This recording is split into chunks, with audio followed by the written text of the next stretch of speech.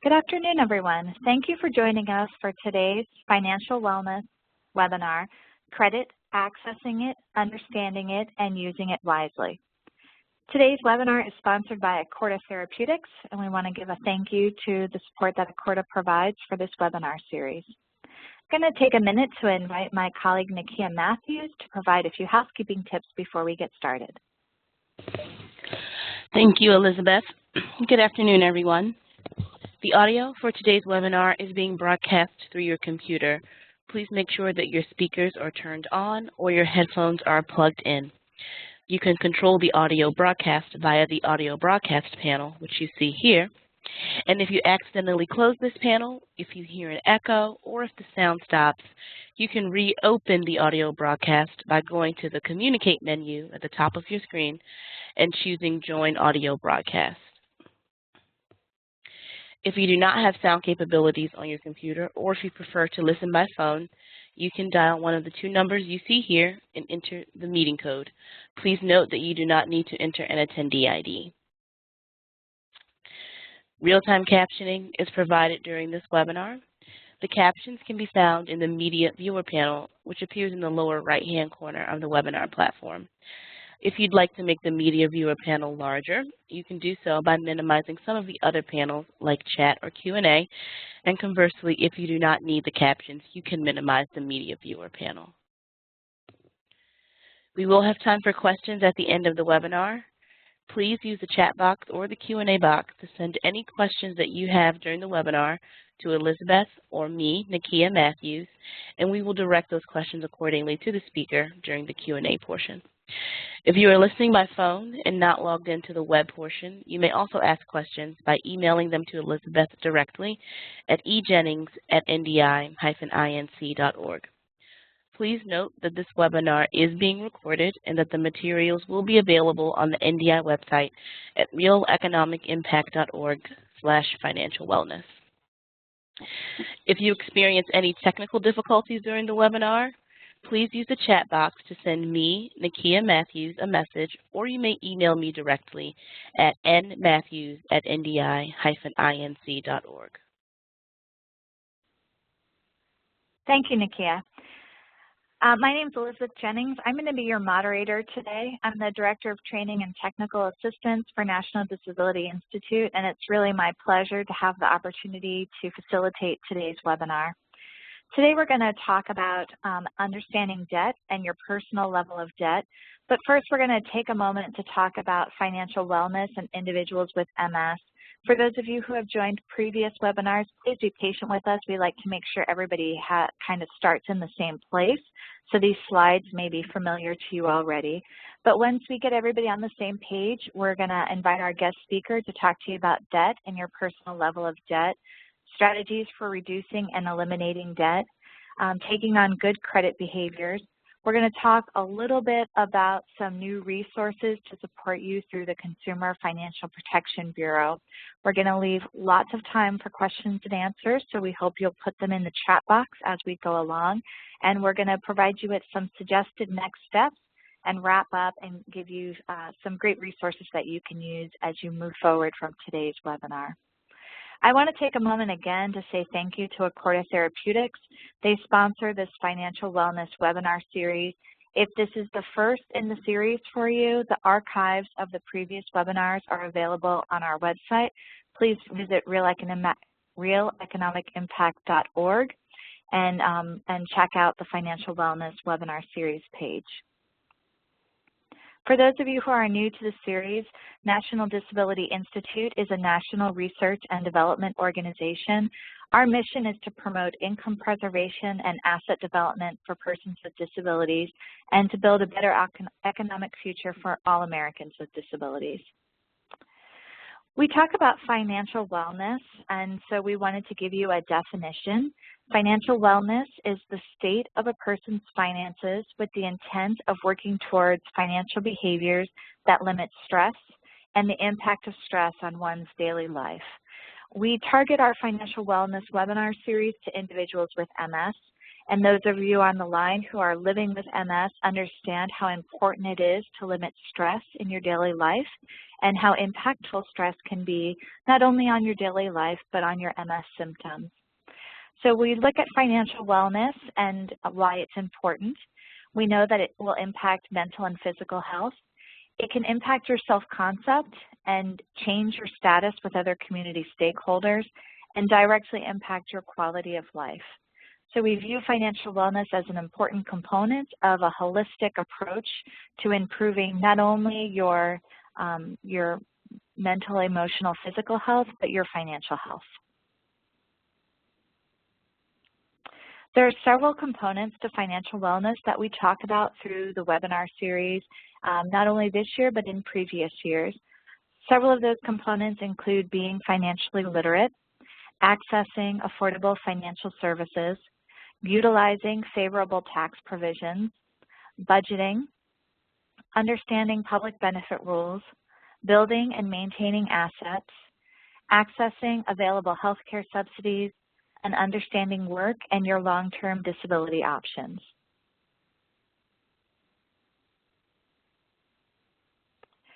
We wanted to give you a little bit of an understanding of kind of the depth of poverty that exists within the disability community, just to give us all a framework for why this conversation is important, not only within the MS community, but within other populations of individuals with chronic health conditions and with disabilities. So in 2013, individuals without disabilities lived below the poverty level at a rate of about 12.4%. But for individuals with disabilities, more than 2 times that number of people, that rate of individuals, 28.8% of people in the U.S. that were living with disabilities had income below the poverty level. As we were building this webinar series several years ago, we did a survey with our partners at MSAA to understand some of the financial wellness, some of the areas of financial wellness that individuals with MS may need to improve so that we could build out the webinar series in a way that would be impactful for those of you on the line that are living with MS. And we learned some really interesting things about what's going on within households in which an individual with MS lives. So we learned that 55.1% of households were earning less than $35,000 annually, and that 16.4% earn less than $50,000 but more than $35,000. So that puts us at over 70% of households with income less than $50,000. When asked about the ability to pay all of their bills in a typical month, 32% reported they had a very difficult time paying their bills, and over 46% reported a somewhat difficult time, leaving a very small percent that weren't having any trouble at all. 43% of people who responded to the survey reported that their financial status has affected their ability to access medical care at some point. Over 70% reported they do not have enough savings to cover 3 months' expenses, which is a key indicator of whether or not a household is financially capable. 67% reported that their finances were worse since their MS diagnosis, and almost 74% reported that they were not aware of or had not used financial stability programs that we speak about during this series. So some of those programs are the Earned Income Tax Credit, which we'll be talking about in January, and we hope you'll join us then for that conversation. IDAs, or Individual Development Accounts, Family Self-Sufficiency Programs, and Plans for Achieving Self-Support, which is a Social Security work incentive that we discussed briefly on last month's webinar. So if you're on the line and you receive Social Security disability benefits, I hope you'll log on and view last month's archive so that you can learn more about past plans and more about the work incentives that are available to you as you're trying to understand whether or not you want to return to work or what your options are to earn more income. The information we gained from this survey helped us form the Wellness series, and we continue to be informed by the information you provide us in the post-webinar surveys that you'll see at the end of this webinar today.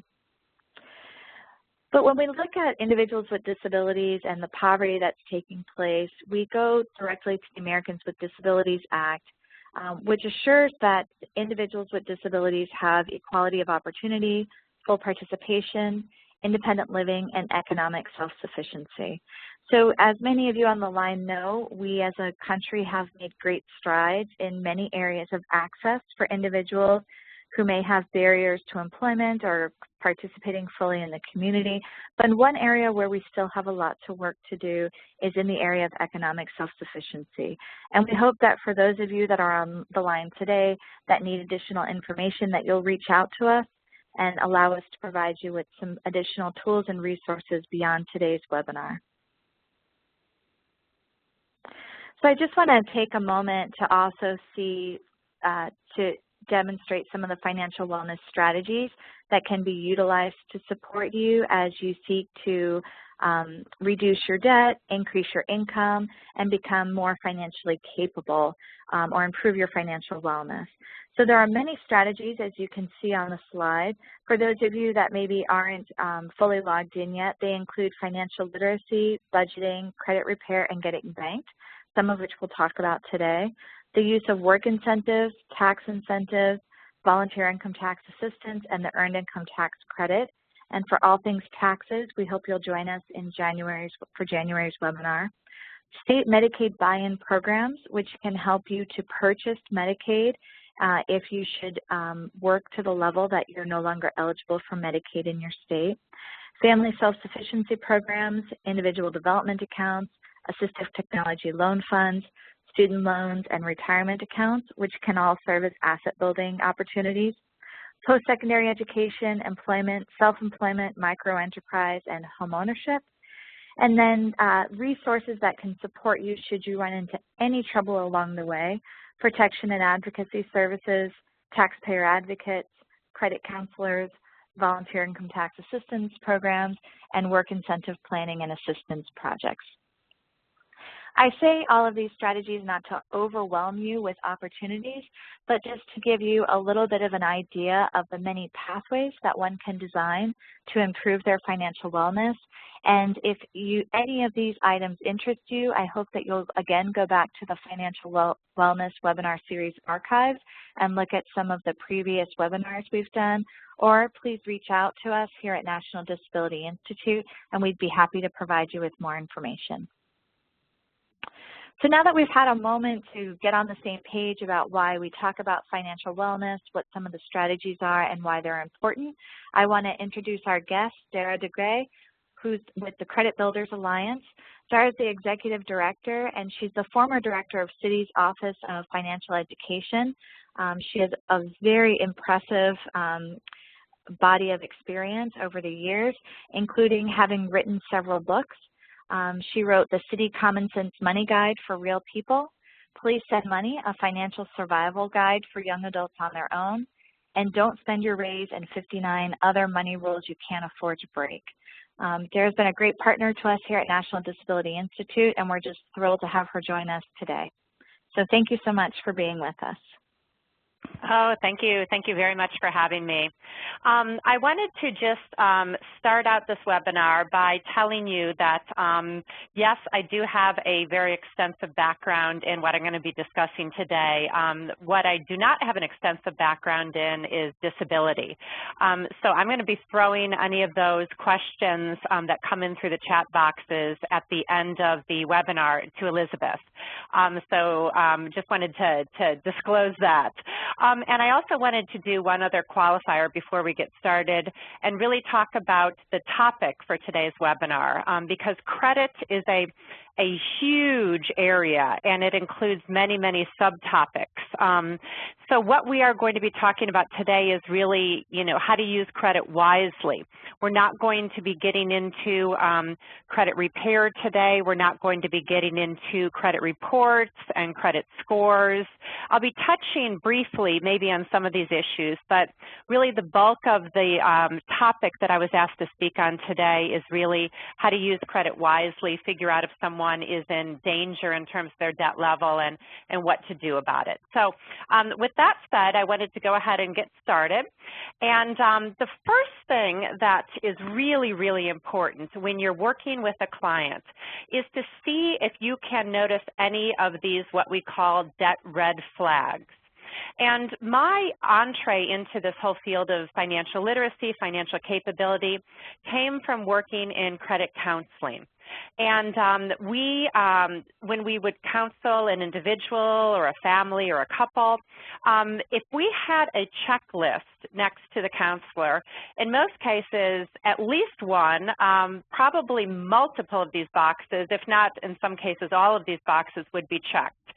Because most of the people that were coming in had a lot of debt red flags, and these were really a signal that they had a debt crisis.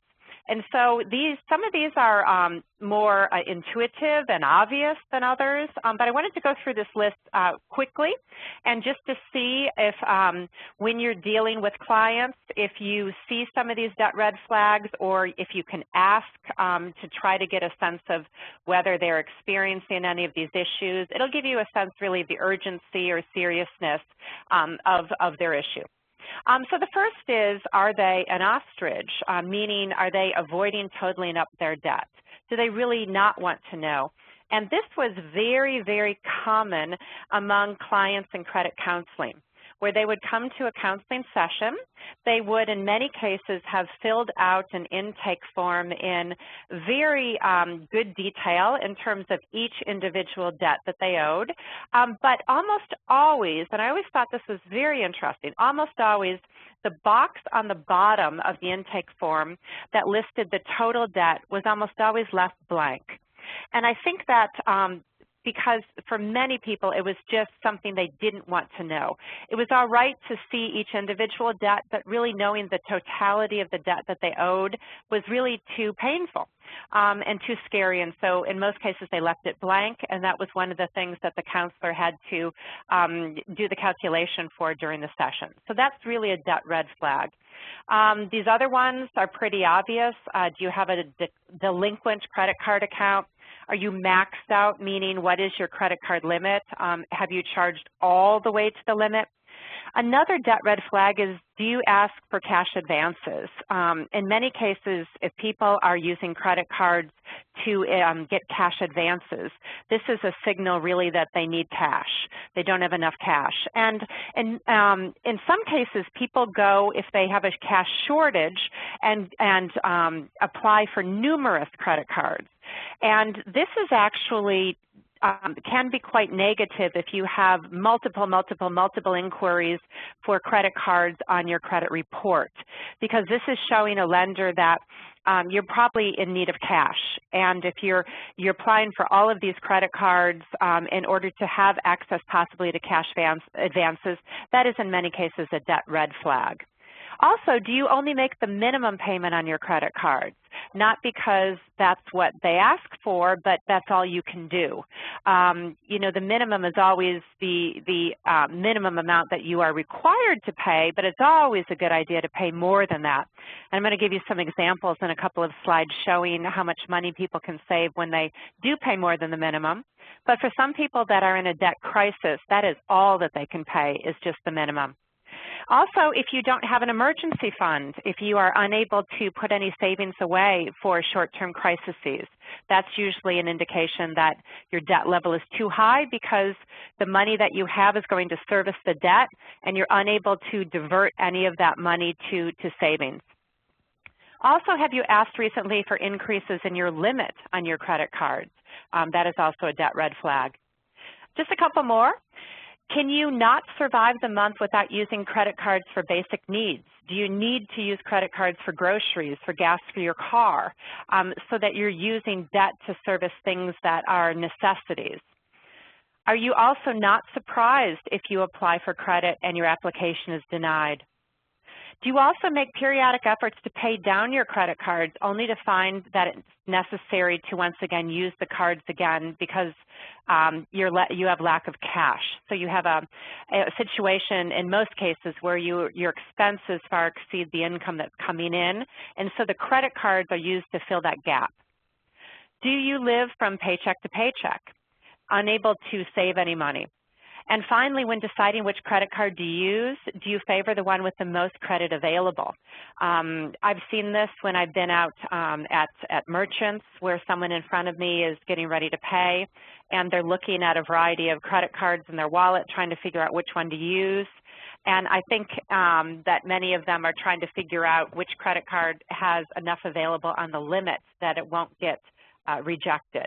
And so if you're living that close, that's also a debt red flag.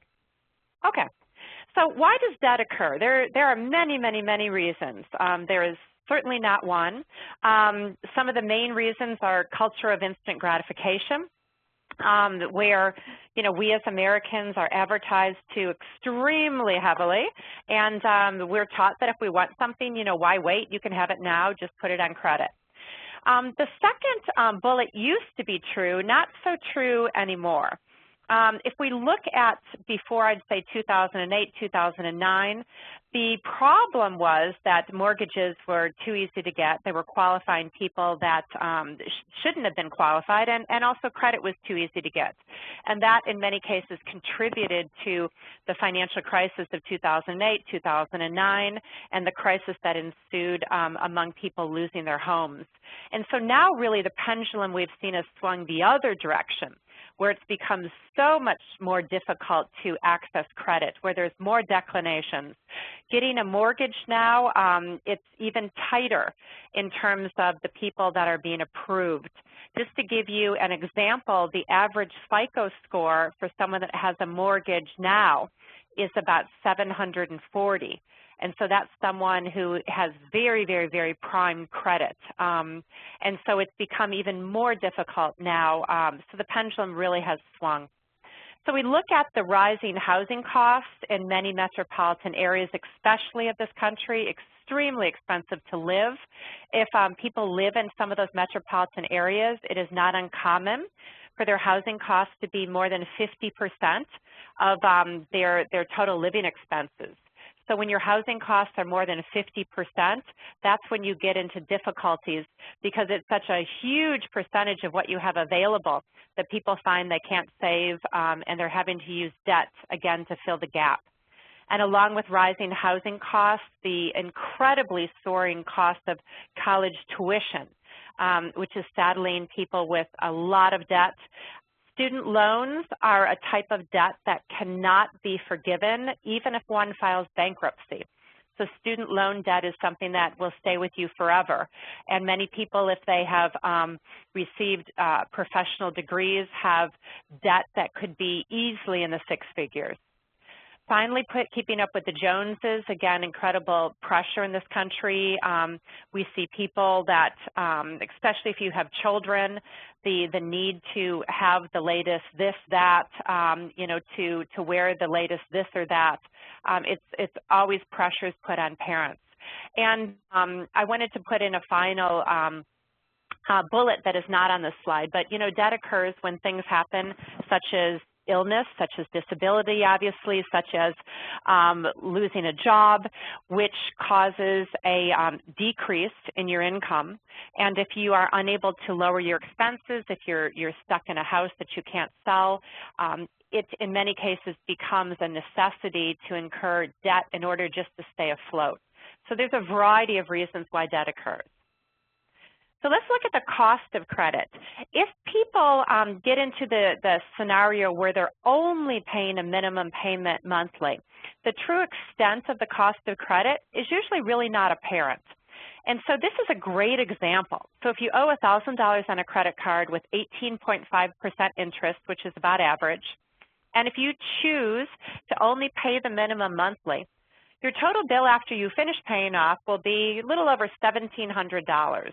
And so almost double of the initial cost of credit will be paid in interest.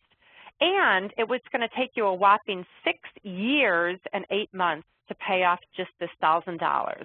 Now, this is assuming that you have stopped using the card and also that your bill is paid on time and you don't have late fees and other fees that are causing the amount to balloon. So credit can be really, really, really costly. How do you know when you are in over your head? How does a client know if they have debt that is in the danger zone? If a client is paying just the minimum payment, it's hard to really understand the extent of your total debt load. So if you do owe $1,000 and you're only paying $20 a month, it doesn't really seem like you owe that much. And so people that don't have an idea of where they are in terms of do they have a safe debt load, is it unsafe, is it in the danger zone, is it fine? If they don't know where they are, they might go ahead and continue to get additional debt, balloon the debt that they currently have, and just make their situation much worse. And so this is a great, easy exercise that many of the counselors and credit counseling, people that do financial coaching use. And it's pretty simplistic form here. You can create this on a spreadsheet. It just has basically 2 columns. One is for debts and one is for average payments. This is monthly payments. And so what are debts? I always tell people debts are things that you're paying someone back for. So what would I put in this column? You can put things like student loans, definitely a mortgage. If you're repaying back a loan for furniture or a wedding ring, definitely student loans. If you have home equity loans, if you have an auto loan. Now, do credit cards go here? It depends. If you use your credit card as convenience, meaning that you traditionally pay your bill totally in full every month, then that's not really a form of debt. You're just using it as convenience. It's basically a zero-interest loan. However, if you have credit cards that you're paying off, you're trying to get the balance down, and on average you make payments of about $20 a month, what I would do is put that credit card on one of the lines and put your average payment that you're paying to try to actually reduce that debt. So once you list all of the debt, total up the average payments per month, and then this next slide basically tells you how you do the calculation. So you have from that first chart, number 1, just put it in. Very, very important to include your mortgage if there is a mortgage. If there's rent, do not include it. Not a debt. And then number 2, you want to put in monthly gross income. Gross meaning before all of those deductions are taken out. So the usually top, the highest amount on the paycheck, if there is a paycheck. And then you just divide 1 by 2 to come up with the debt percentage. So what does that mean? When you get that percentage, you can compare it with this chart. And this is a fabulous chart to tell you what your temperature is in terms of your debt. Are you in the danger zone? Did you come up with a percentage that is 51% or more? Are you in the high zone? Are you between 39 and 50%? If you're lower than that, if you're 38% or under, your debt percentage is probably in the manageable range. But if you're getting close to the high mark, if you have 37, 38%, you might want to counsel someone that they should not start acquiring more debt or increasing the balances they already have. And so this is just a really good way, again, to take someone's temperature and see where they are in terms of their current amount of debt. So let's say that you find out that a client is in the danger zone and that they really need to start eliminating credit card debt or other debts. So what do? Some things when you look at different types of debt, some of it is negotiable and some of it may not be negotiable. For instance, if you have a car loan, is it negotiable in terms of maybe refinancing it? Well, possibly. If you, for instance, are in a situation where when you first got the auto loan, your credit score was worse than it is now, so if you've improved your credit history and improved your credit score, you might very well go ahead and qualify for lower cost credit. And so what we always do within our membership at Credit Builders Alliance is that we counsel our members that are working with clients that when they are able to help them improve their credit score, that one of the things they need to do is leverage this fact and take a look at all of the loans that they have out there and see if they can refinance them to take advantage of the fact that they now have a higher credit score and see if they can get lower interest rates. So that's a great way to look at it. There are other things you might not be able to refinance that are pretty static, but at least with credit card debt, which is what this slide is going to talk about, there are certain things that you can do. So first of all, obviously, if someone can pay the full amount that they owe on a credit card, that's always the best. For many people, if they're already in over their head, that's not possible. So do their best to pay anything more than the minimum that they possibly can. And there's a misconception that if someone pays $10 or $15 more than the minimum, that it's really not going to make a difference. That's really, really not true. It makes a huge difference. And I'm going to show you an example in a little bit about how small increases in payments can cut years off the life of repaying a loan. So the next bullet point talks about two different methods to go ahead and reduce credit card debt. And so these methods, they're both different, and one is not better than the other. It just sort of depends on the client that you're working with. So let me explain both of them first. So the first method is that you're going to go ahead and increase payments to the highest rate in a credit card first. So let's say you have a client that has 4 credit cards and they're trying to reduce their debt. So let's say one of the credit cards has the highest interest rate, which is 18%. So regardless of what that balance is, this method is going to start chipping away just at that credit card. So they may stay paying the minimum on the other credit cards, but trying to pay more than the minimum on this card with the highest interest rate.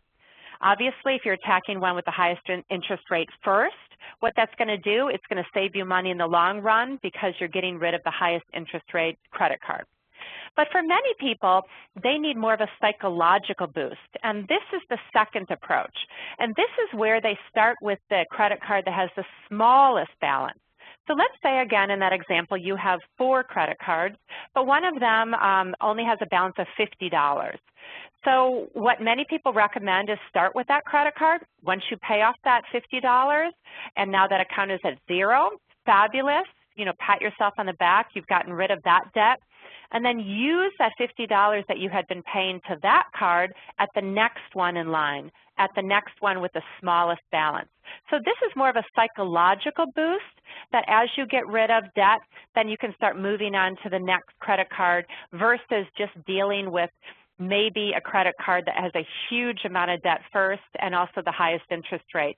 It may be very not as encouraging because it's going to take you longer to pay off that card. So these are two different approaches. Also, the next bullet talks about paying your bill as soon as you receive it. Why is this important? You may think that as long as you pay a bill before the deadline, before the date that it is due, that's fine. Well, my answer is it really depends on how the interest is calculated for different debts. And as an example, when I paid off my student loans after 10 very long years of making pretty high monthly payments, I was so excited. I ripped out the last coupon from my student loan book and I signed it in and I was like, yay, I'm done and that's it. And I was very surprised to notice that I got a bill the next month for what amounted to an additional 3 months worth of monthly payments that I needed to pay.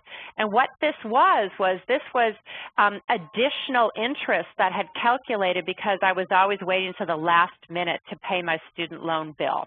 And so if if the interest accumulates like on a daily basis, the longer you're waiting to pay your bill may result in actually interest accruing on your bill without you even realizing it. The next way that I highly recommend to reduce or eliminate credit card debt is to try to use no more than 2 to 3 credit cards. That's what I call my 2 to 3 credit card rule. You usually don't need more than 2 to 3 to develop a really good credit score and a good credit history. And especially if you're dealing with people that have the tendency to be an overspender, to charge to the max, or if they have cash available, they will use it. It's a good thing to limit them. In my credit counseling days, I remember we had one client who came into the office, and he had 75 credit cards, and this was the standard process back then in credit counseling, at least in the agency that I worked in, that when someone was going to go on a debt repayment plan through the credit counseling agency, that the counselor actually in the office cut up all of the credit cards and closed the account. And that was required in most cases by the creditors. They didn't want the debt to be increasing more as someone was paying it off. But it took the counselor about 20 minutes to cut up all of the 75 credit cards. So it was quite a process, and the man had an enormous wallet. So certainly, you know, 75 credit cards is not something that you need. So my general rule of thumb is 2 to 3. And also, you may want to consider consolidating credit card debt on one credit card that you're able to get for a very low interest rate.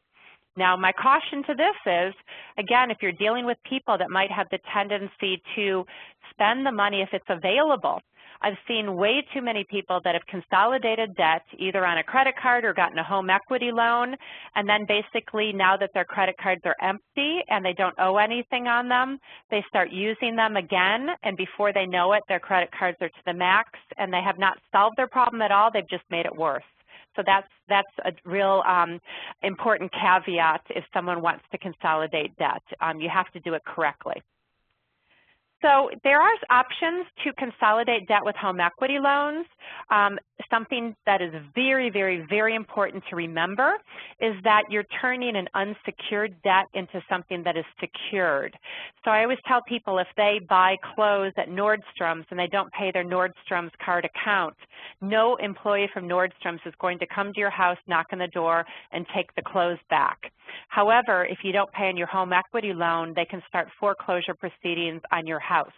So really, really, really important. The same thing with secured loans like auto loans. They will certainly come after the auto and try to repossess it. So a big difference between secured and unsecured, very important to always pay secured loans first. So I told you earlier that I was going to give you an example to show you how paying more than the minimum can really, really make a huge difference. And so if you can pay off faster by paying more than the minimum, it really makes a huge financial difference. So I'm looking at on this slide, and it looks like in the transfer that some of these numbers got moved all over the place. So I'm going to just read this for you. This is an example of someone that had 3 different credit cards, and they owed a total of $12,000. And in this case, they were paying about $270 a month. If they continued just at that rate, it would take them 26 years and 9 months to pay off this debt, and the total interest would be more than the initial debt. So it would be about $14,000. So let me give you an example of how much a difference it makes when you start paying more than the minimum. So remember that 26 years and 9 months as I show you this next slide. Okay. So in that same example, if the client is able to find an extra $100 per month, so instead of paying $270 total on the 3 cards, but they're able to pay $370 total, they're actually going to pay off all of that debt in 6 years instead of 26 years. They've cut 20 years off the life of repaying that loan and about $9,000 in interest. And so there's 2 more examples here. If they can pay $200 or $300, they'll save even more and cut down the time in the $300 extra per month example to only 2 years and 7 months. Much, much, much shorter than 26 years. So it really makes a difference. And what also makes a difference is the interest rate that someone is able to qualify for. And so if people don't realize that if they have good credit, that they can qualify for lower cost credit, they may be leaving a lender or leaving an auto dealership with a rate that is actually much higher than they should be paying. So it's really important for people to understand where they are in terms of their credit report and their credit score, because this is empowering if they're in a situation where they do have a credit score that is pretty strong. It also is going to be a situation where if someone does not have a strong credit score, that they are going to pay much, much, much more for a car. In this example, I give 2 different rates, 7% and 14%. Recently, most of the people that I talked to that have gotten auto loans that have subprime credit, are paying more in the range of 27, 28% on an auto loan. So you can just imagine the exponential increase in the cost of credit in that situation. And then on the bottom, I have an example of a longer period of time. The longer someone pays a debt back, they're going to be saving more money in the long run. And this is just an example with a mortgage and how much they would save at one interest rate versus another.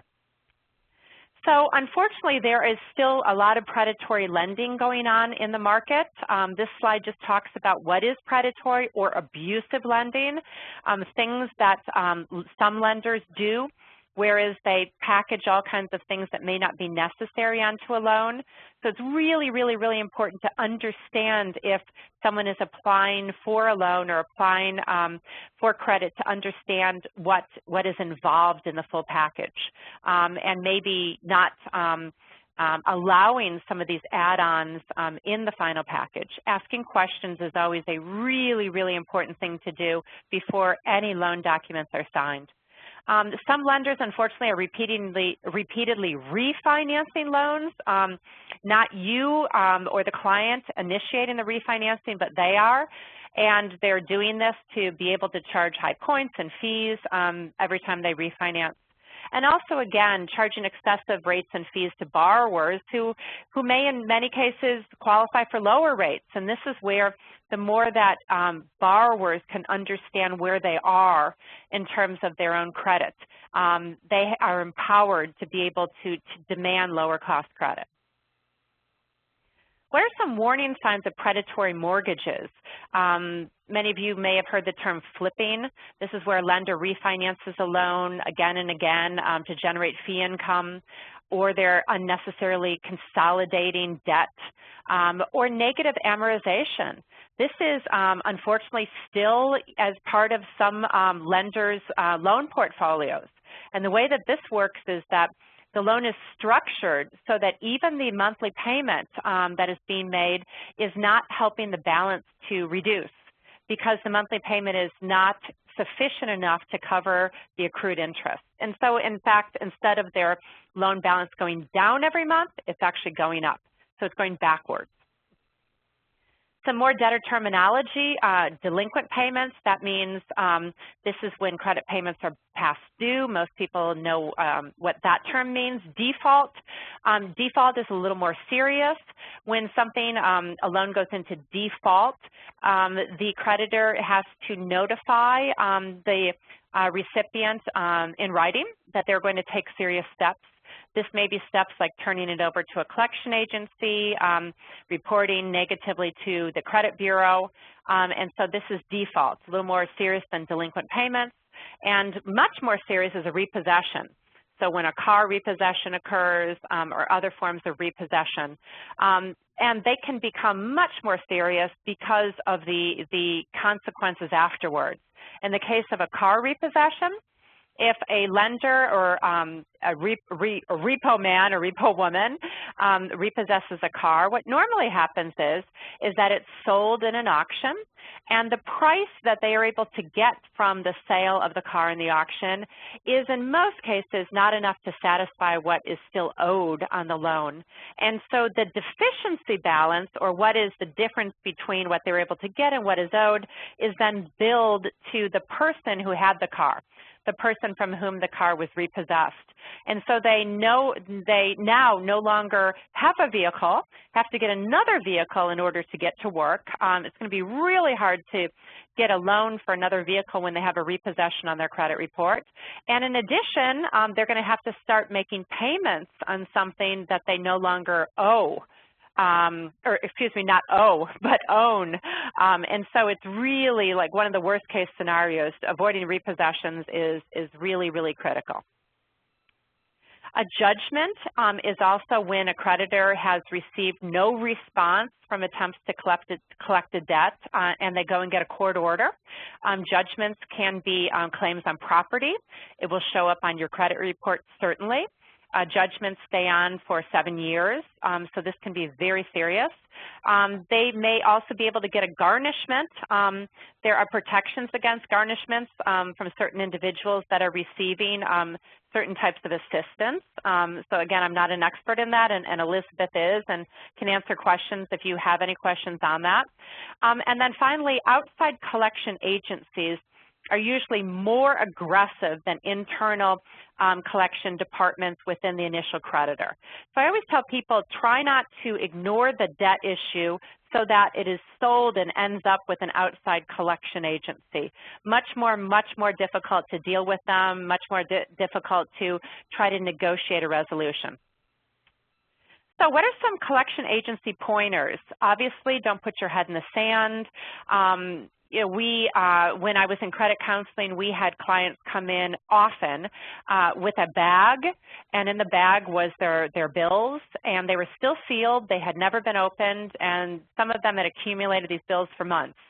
And so if you're not opening your bills, this does not mean that you don't have debt obligations. You certainly do. It just means that you're making the situation much worse. Also, don't make promises you can't keep. Never good to say the check's in the mail if it's not. Don't send post-dated checks. Always try to negotiate a settlement if you can. If there is a debt that is in collections and you suddenly find that there is access to money, it may be a very good idea to negotiate a settlement, especially if the debt is not that old. The longer things stay on your credit report, the less weight they have, and most negatives stay on only for 7 years by law. There are a couple exceptions, but most negatives. And so if a collection account is very old, you may just want to wait for the time until it drops off of the credit report after 7 years. However, if it's more recent, if it's on from maybe 18 months ago, 2 years ago, and you do have the means to pay a portion of it, it's always a good idea to negotiate a settlement. Try to pay in a lump sum. If people negotiate payment plans, it's usually going to be hurting your credit much more than a just one payment where you're settling it. And the reason for this is that you're turning something that is negative, something that's in collections, to something that is going to be reported every month when you're making the payments on it, according to the payment plan.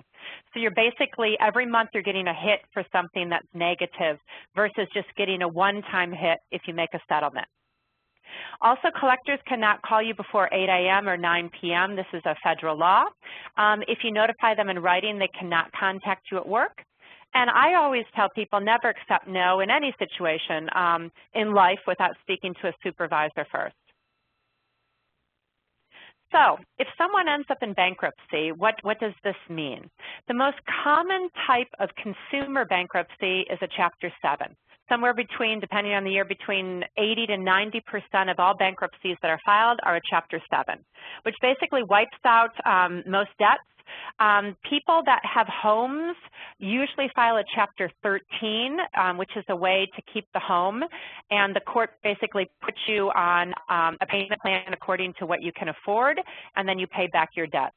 A Chapter 13 would stay on your credit report for 7 years. A Chapter 7 would stay on for 10. Most people don't realize this. Even people that have filed a Chapter 7 don't realize that it stays on for 10 years. And then a Chapter 11 is usually used for business bankruptcies and not consumer. Okay, so finally, what are some tips for good credit?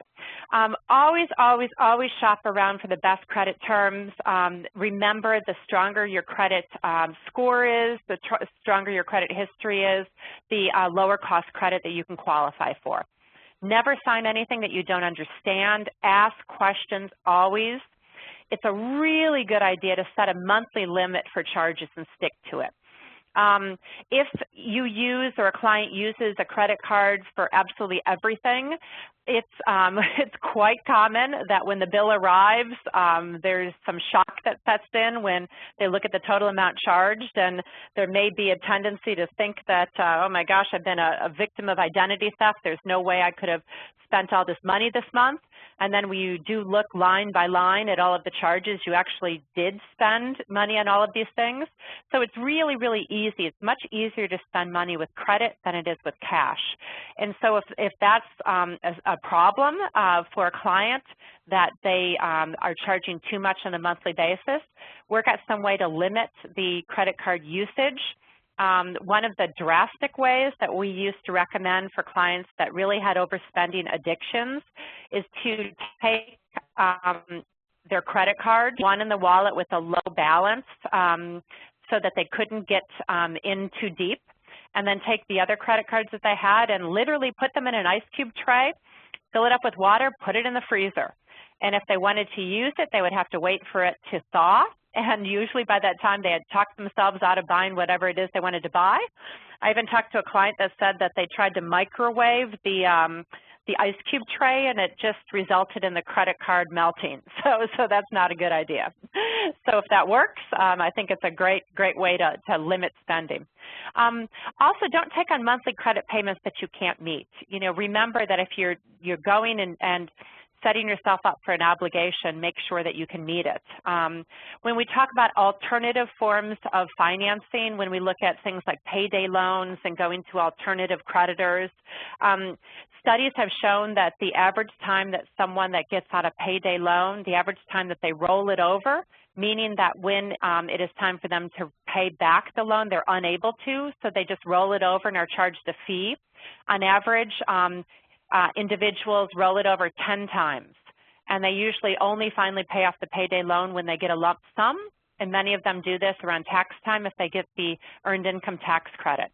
So really not a good idea to ever try to agree to a payment or a loan that you know that you won't be able to pay back when the time comes. And also try to pay your bills promptly. Always a really, really good idea to pay them as soon as possible. You certainly don't want to be charged late fees. If you tend to procrastinate, get yourself into a habit where as soon as bills come in, you just immediately pay them and don't let them sit around where you can forget them. So I'm going to turn it back at this time to Elizabeth, and it looks like we may have plenty of time for questions. So please use the chat box, and we will try to answer as many as we can. Great. Thank you, Dara, so much, and thank you for that great presentation. I, for one, am learning a lot, so I hope all of you on the line are learning a lot, too. Questions have started to come in through the chat box and directly to myself and Nakia, so please continue to send them in. But in the meantime, I wanted to give you a little bit of information about the Consumer Financial Protection Bureau. We had hoped to have them on the line with us today, but there were some competing priorities that prevented them from joining us. This is a new organization that's established by the Dodd-Frank Act, and it's designed so that there can be one place for we as consumers to go to receive the kind of financial protections that we need. So CFPB's vision is a consumer finance marketplace where customers can see prices and risks up front, and where all of us can easily make product comparisons. They want to see a financial marketplace in which no one can build a business model around unfair, deceptive, or abusive practices, and a consumer finance marketplace that works for American consumers, responsible providers, and the economy as a whole. So the Consumer Financial Protection Bureau is relatively new, and they are doing some efforts through their website and through on-the-ground pilots, like one that we'll be enacting through National Disability Institute in the next few years, to help us as a community and as a country better understand how to build the financial capability of every American, including those with and without disabilities, those who have served in our armed forces and those who have not, and lots of other target audiences. But I wanted to make sure that you knew that on consumerfinance.gov/askcfpb, and Nakia, if I could trouble you to put that in the chat box, there's a place on the CFPB website where you can ask questions and specifically where you can file complaints. So this is a great resource for you to use as a consumer so that you can better understand some additional questions you may have. And again, you can always email us as well. But I think even more importantly, it's a place where you can file a complaint and CFPB will get back with you to help you understand why something happened, why you didn't have access to what you needed, why the situation unfolded as it did. So if you haven't used these resources yet, I hope you will. And we have plenty of time for questions. So if you'll all indulge me for a moment, one of the questions that came in asks Sarah if you could go back over the formula that you gave and the temperature rating. So I'm going to take us back to that slide, if you wouldn't mind going over this one more time for folks on the line who just need to hear it a second time. Sure, I'm happy to. I'm going to go back to the previous page. Okay, so this is the intake form. So just listing debts. And again, keep in mind things that money has been borrowed for that is being repaid. So you don't want to put any living expenses like utility bills, things like that, things that people have borrowed money for. Student loans, credit cards, if they are paying down a balance, not if they're just using it for convenience. Put in mortgages, put in home equity loans, car loans, student loans, furniture loans, loans for assistive technology. Many of our members give assistive technology loans if that's being paid back, so a variety of loans. Okay, so then you total it. The total from that page goes into line number 1. Line number 2 is total monthly gross income. So whatever that is from all sources of income for the household. So add up all of those sources, again, the top line numbers, so you don't have to worry about deductions, just the top line. And then go ahead and divide 1 by 2. 1 by 2. And then that will give you the percentage. And so this is your temperature. And I think, Elizabeth, are you going to be able to have this, I know that people can listen to this webinar again. Are they able to download the deck so that they could print this out? Absolutely. So if you haven't already, the link is in your chat box. So anyone can click on the link and download today's slides. Great. Excellent. So I don't know about all of you, but I ran the numbers while I was sitting here. I right away wanted to know my temperature. I'm not going to share it with all of you just as my individual choice, but I thought that was a great way to kind of, get a temperature rating. So we have many more questions there. So one is, are there any legit debt consolidation companies? How do I know if one of these companies is a legitimate place to turn?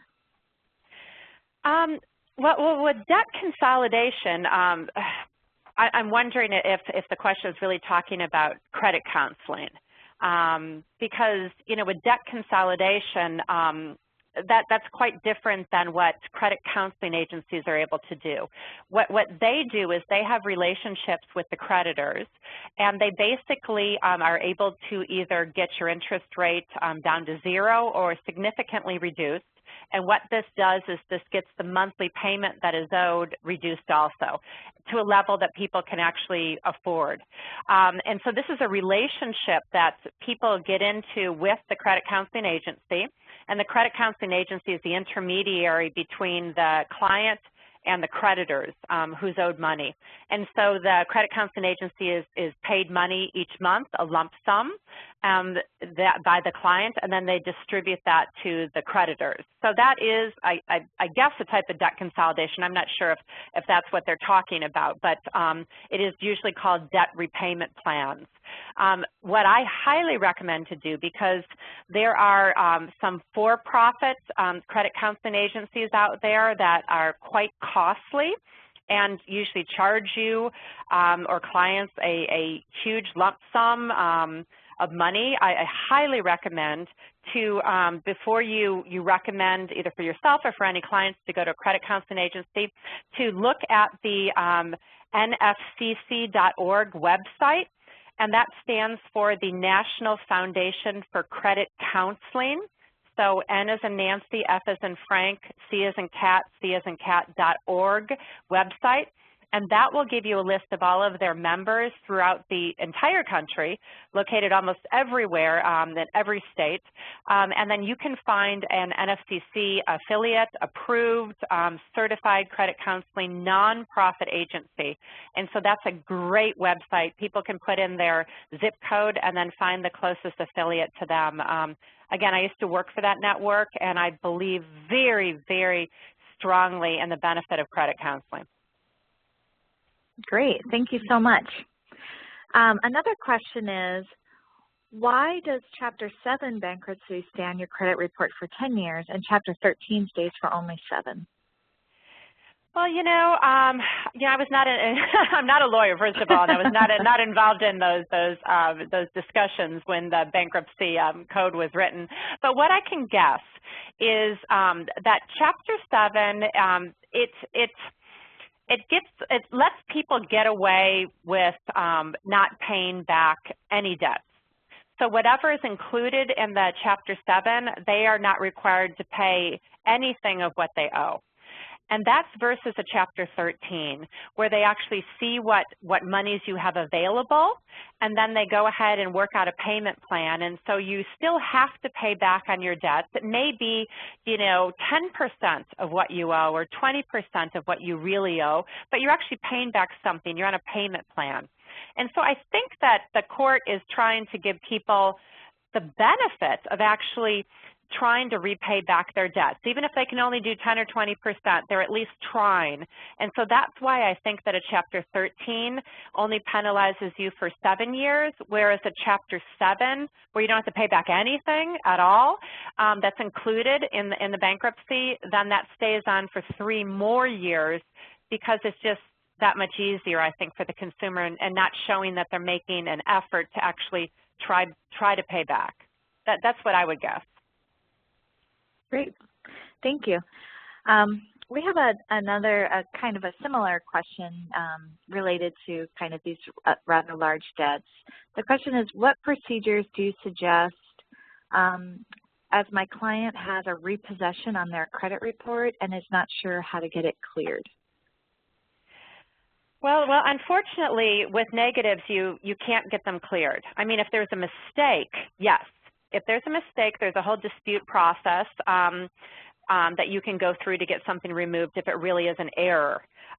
If you really do owe the debt, though, there's nothing that you can do. If there's a legitimate reason for the repossession and you feel like you need to explain your side of the story, I always tell people to go ahead and add what's called their consumer disclosure.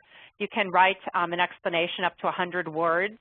So if a lender or maybe a landlord is looking at your credit report before they're deciding to allow you to rent in their building, if they see an explanation, it's a valid explanation that you got laid off or something happened, then they might take that into consideration. But if something is really legitimate, there's nothing you can do other than starting to make all of your payments on time. Because the way that it works when credit score is generated is the most recent things that are happening are weighed heavier. And the things that are farther away in time are weighed lighter. And so it's really, really, really important to see what you can do to make all of your current bills, or not bills, because they don't end up on a credit report, but obligations, debt obligations, to make all of those on time. That's the single greatest factor to what goes into your credit score. So regarding the repossession, unfortunately, if it's true, it's got to stay. You just have to wait, but work on changing current behavior to try to improve that credit score. Great, thank you. So another question is, my credit card company is offering me my credit score. Why are they doing this? Well, I think that it started, I believe, with Discover. And the CFPB that Elizabeth told you about, this relatively new federal government agency, has been encouraging disclosure. And now more and more major creditors are starting to show you their score. I believe it's the FICO score. And so when you get your bill, if you owe or have a relationship with one of these lenders that is doing this disclosure, you may see, on your bill, your credit score. And that is something that is just more disclosure. It's a way for you to maybe track how you're doing. Is it going up? Is it going down? But it's just something that they've started to do recently, and it's been encouraged just because it gives the consumer more awareness. Now, consumers can get their FICO score or any credit score on their own, but they normally have to pay for it. So this is just a way to sort of get it's an extra benefit that your lender is giving you. A nice value added. Yeah. Great. So we have a few more kind of credit card questions, and then we'll keep moving on. But one question is, I like what you said about paying off my cards. When I pay off one of these cards, should I close it? That is a really good question. If this was 10 years ago, I would say cut it up and close it, yes. Now I don't say that anymore. And the reason for that is that the algorithms that go into generating your credit score, they look at different factors. And I talked about the most important one, which is paying your bills on time. That's really significant. However, there's also another component that is length of credit. So for instance, if you have a credit card that you've had for 10 or 15 years or even longer, that's going to actually give you good points. It's going to raise your credit score because it shows that you've had this line of credit for a long period and that you're responsible and so forth. And so what I normally tell people to do is if you pay it off, keep it. Don't use it. Because if you think that if you have it in your wallet that, you're going to start charging, keep it, but put it somewhere, in your underwear drawer or something. I mean, somewhere where you're going to forget where it is, but keep it. Now, the one caveat is that if it has an enormous, annual fee, it may not be worth it to you. You may want to just, close the account. If you decide to close the account, it will show up on your credit report as closed per consumer's request. So it's not going to show up negatively. It's not like the creditor closed you because you weren't paying the bills. It always says per consumer's request. So it really depends. But if it doesn't have a big annual fee or any annual fee at all, you might as well keep it open. It'll be giving you some positive points. But if you think you may use it and get yourself back into debt, just put it somewhere like in that ice cube tray where it's not tempting. Great, thanks. Another question is, the credit cards that claim to help people build credit, are they a help or a hindrance to clients with low credit scores? We think that they're wonderful. If you go to creditbuildersalliance.org, that's our main website. Easy to remember, it's just the name of the organization, Credit Builders Alliance. On the very front home page, you will see there's a whole section on secured credit cards. We think that for people that are needing to build credit, so for young people, for immigrants, that all kinds of people that have thin credit or non-existent credit, getting a secured credit card is a phenomenal way to start building credit. Now, getting an actual credit card that is not secured, and secured means they basically need to put a certain amount of money down. It's usually a couple $100, can be $300, $400. It depends on the creditor. But that's essentially your money, and you're borrowing against your own money. And once that you can prove that you can handle that, then they usually allow it to go unsecured or raise your limit. But getting a secured credit card is pretty easy to get as long as you have the money for the deposit. For some people, that's not easy to get, and so that might be a goal to start saving, $30 a month, $50 a month, and after 6 months they'll have enough money to actually get the secured credit card. And Capital One is one of the companies that is great for people that don't have any credit or have very thin files, because they're very great about qualifying people for the secured credit card that Capital One has. And we have a list of anything you would ever want to know about secured credit cards on our website. That's great. Thank you. Other than getting a secured credit card, are there other ways that you would suggest people build their credit when they have no credit or very poor credit? Yes, yes, yes. Credit Builders Alliance is an alliance of nonprofit organizations, and many of them are micro-lenders. We were actually created to help these microlenders report the payment history of their clients to the credit bureaus. So we are sort of the intermediaries. So CBA is the intermediary between these nonprofit microlenders and the credit bureaus. So they send us their portfolio history every month. We forward it on to the bureaus. And what that means is that the clients that are served by CBA's members are actually building credit. And many of them have credit builder loans, which they give to people that don't have any credit history at all. And they're usually small loans that can be like $500, and they'll pay it back over 6 months. But this is a phenomenal way to build credit. And we're going to be working with NDI next year and coming up with a whole 3-part series all on credit reports and credit scores and building credit. But it's a great way. And some of the members of CBA also work with the disability community, and many of them have loans. And these loans are reported through us to the bureaus. So their clients that are repaying the assistive technology loans are actually building credit at the same time. So you can find out where CBA members are located, again, by just going to our website, and on the home page, it says Find a Member. You'll see a whole map of the U.S. If you click on it, it'll show you who's located near you. And our members tend to serve 85% of their clients are low to modest income. And so they are wonderful in terms of being able to provide all kinds of services around the microlending. Many of them do financial education, coaching, and the like. So I highly recommend to try to find one of our members in your community. That's a great suggestion, Dara. Thank you so much. Sure. So we have many other questions. I hope you're still up for more. Sure. One question is there a way that I can get my credit score for free? The credit score for free, you can, other than having a lender that's now putting it on your credit, on your bill that you receive every month, I mean, you have to pay for your credit score. Now, there are a lot of companies out there that have come sort of into this space that will provide different kinds of scores. It's not necessarily your FICO score that like a lender would get for you. There's a great website called Credit Karma. That's with a K, so it's credit and then it's K-A-R-M-A. And they will give you what looks like a semblance of a credit report. It's basically an analysis, and they will tell you, you know, what you need to do to make it better and worse. And I believe there is some score that comes with it, but I don't believe that it's an actual, at least this is how it's been explained to me, that it's not the same FICO score. It's a special score that they're generating. But still, it's a great way to sort of see where you're at. But normally, you have to pay for the score. Now, you can get your report free.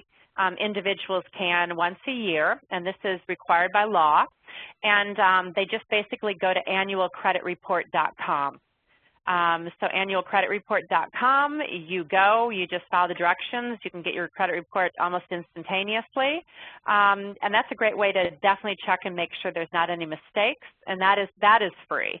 But the score is usually something you have to pay for. Great, thank you so much. Just one more question on the scores that another individual asked. Why are there so many different scores? What is the difference, and is there an acceptable range? Oh, wow.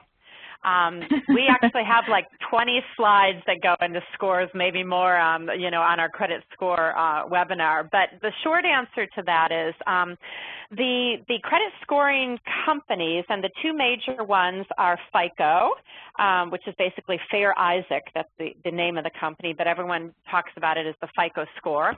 And then its competitor, which is Vantage Score. And then each of the bureaus have their own score.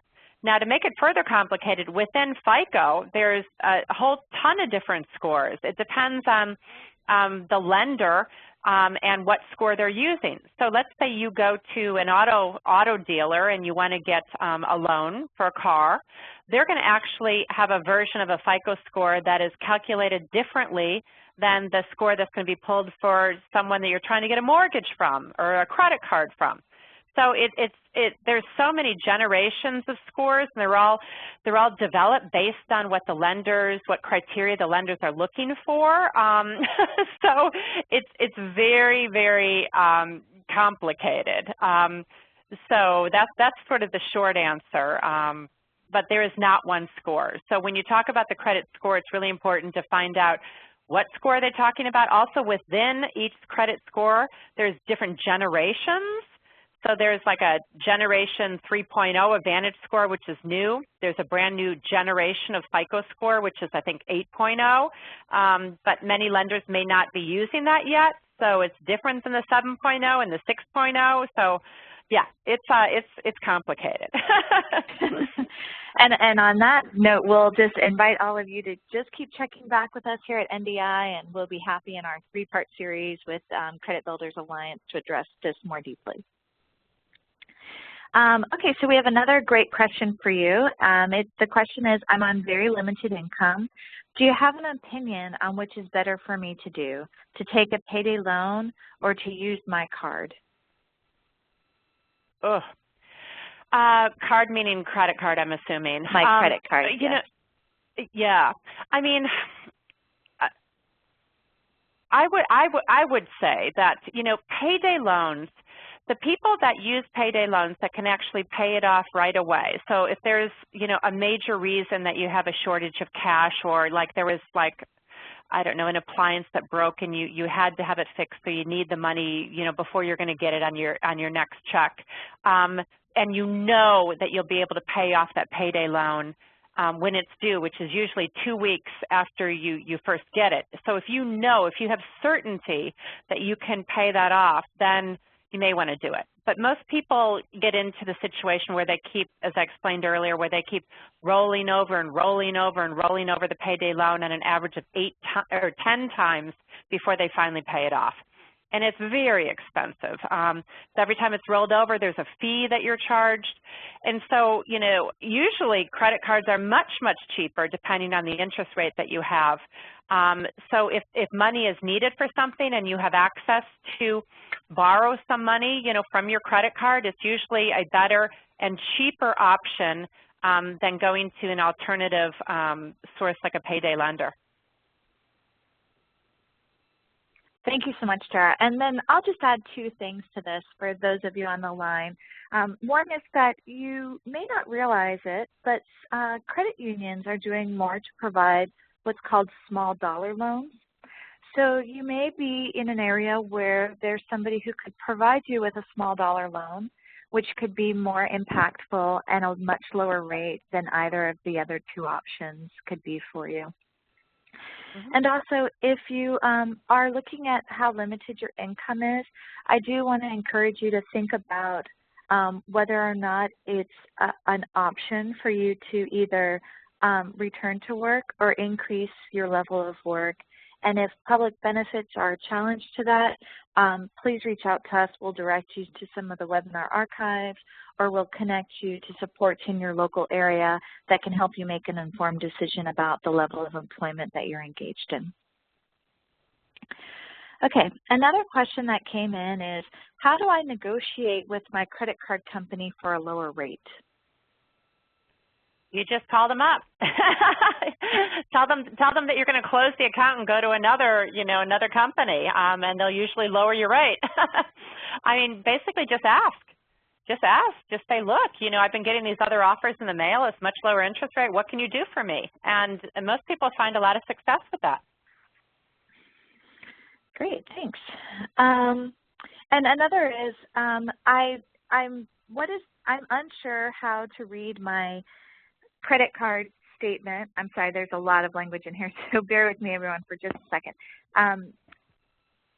What the individual really wants to know is, what is the date I should pay by so that I'm not charged interest?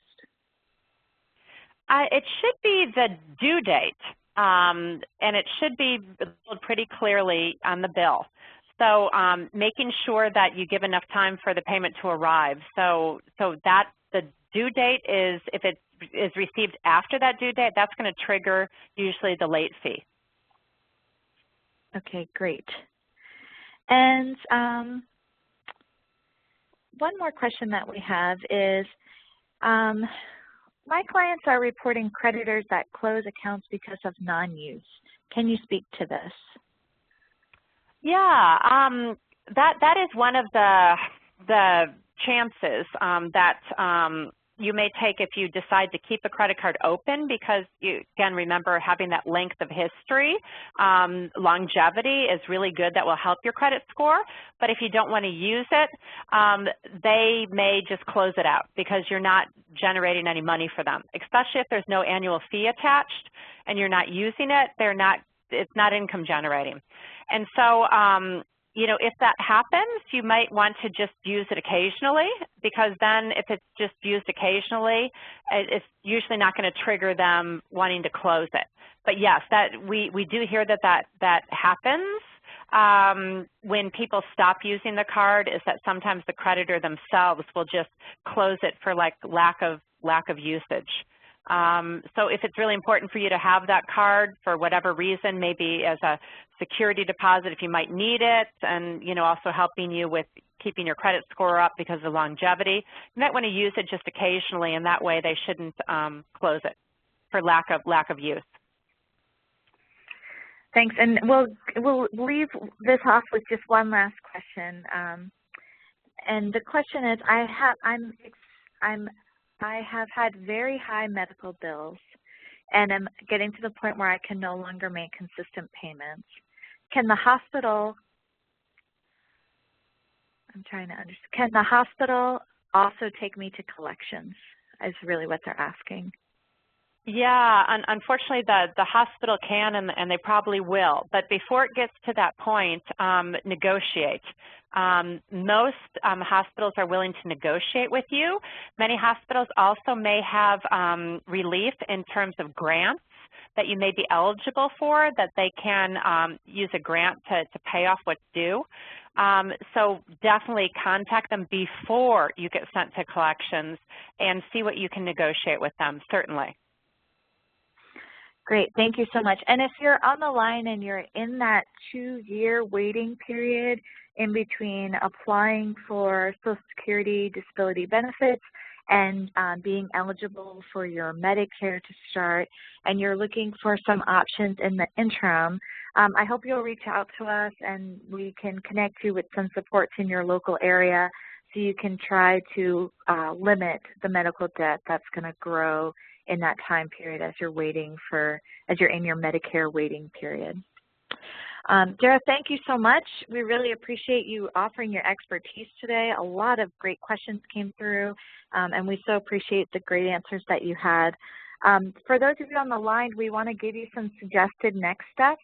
The first next step is to download the slides and calculate your monthly debt percentage to gauge your temperature. So we had a chance to hear about it twice now, and the slides are available for you to download. This will be a great way for any of us on the line who have been reticent or just afraid of looking at what our debt situation is, for us to kind of take the temperature and see where we're at, so that we can make an assessment of what some of our other next steps might need to be. Also, we encourage you to review some of the strategies for reducing debt that you were taught today, and to take action on one or more of those strategies. If none of the strategies seem right to you and you want some additional support or information, again, we encourage you to email us. We'll connect you to folks in your local area. We're happy to help you find a great resource, such as a credit counselor that might be able to serve you, and we're happy to request additional information from Credit Builders Alliance as needed. We'd also like to encourage you to set a goal to complete items 1 and 2 over the next 3 months, and then we'll send you an email to check in with you to see how you did and see if you'll share your experience with us. We also want to just briefly advise everyone on the line that we have a new tool that we're going to be launching called Tyze, T-Y-Z-E. This is a tool that's going to help you to create more formal and informal supports around the different goals that you may have for yourself, whether it's employment or it's managing health or it's financial wellness. So TIES is going to offer you additional information on building your financial wellness through a portal that's secure and allows you to invite your friends and family, community members, and other supports to be of support to you. If you're interested, we included a question in our post-webinar survey. So if you could just let us know by answering that question, we'd be happy to keep you in the information loop on this exciting new development. We want to say thank you again to our sponsor, Accorda Therapeutics, who makes the Financial Wellness Webinar Series possible, and a very special thank you to Credit Builders Alliance for coming on the line today. You just provided so much information that was just of great benefit to many folks on the line and really actually increased my understanding. I'm going to take a few action steps after today, so thank you so much, Tara. You're welcome. Thanks everyone for joining us today. We're ending just a few minutes early, so we hope you'll have a chance to download those slides, take a quick review, set your goal, and we'll be happy to hear from you if you have any questions or you need any support as you move forward. Thank you to Nakia for her support on the line today, and I hope everybody has a great day. Thank you so much.